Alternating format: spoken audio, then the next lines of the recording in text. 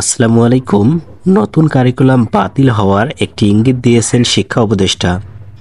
এখানে সময় টিভি তারা একটি নিউজ প্রকাশ করেছে, সেটা হচ্ছে নতুন শিক্ষাক্রম বাস্তবায়ন কঠিন, আগের পদ্ধতিতে ফেরার চেষ্টা করব শিক্ষা উপদেষ্টা। অন্তর্বর্তীকালীন সরকারের নতুন শিক্ষা উপদেষ্টা ওয়াহিদুদ্দিন মাহমুদ এই মন্তব্য করেছেন। আমরা যদি আরও বিস্তারিত দেখি নিউজটিতে কি বলা হয়েছে এবং তারপর আমরা নিজস্ব মতামত দিব।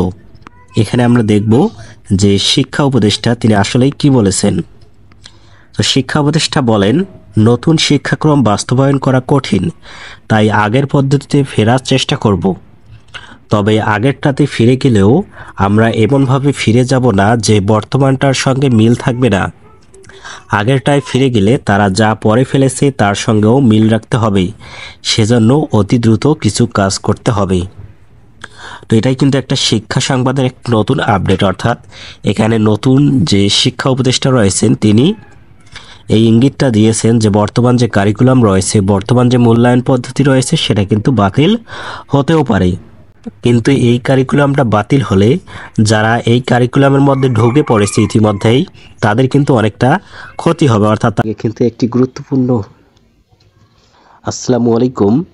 নতুন কারিকুলাম নিয়ে একটি গুরুত্বপূর্ণ নিউজ নিয়ে এসেছি, সেটা হচ্ছে নতুন শিক্ষাক্রম বাস্তবায়ন কঠিন, আগের পদ্ধতিতে ফেরার চেষ্টা করব শিক্ষা উপদেষ্টা।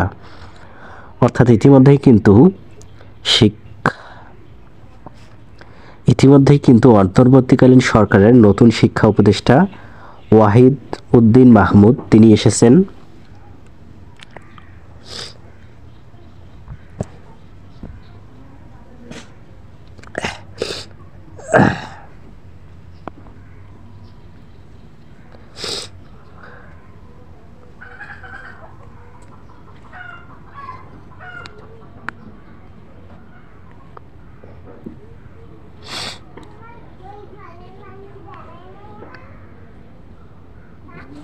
হ্যালো রে।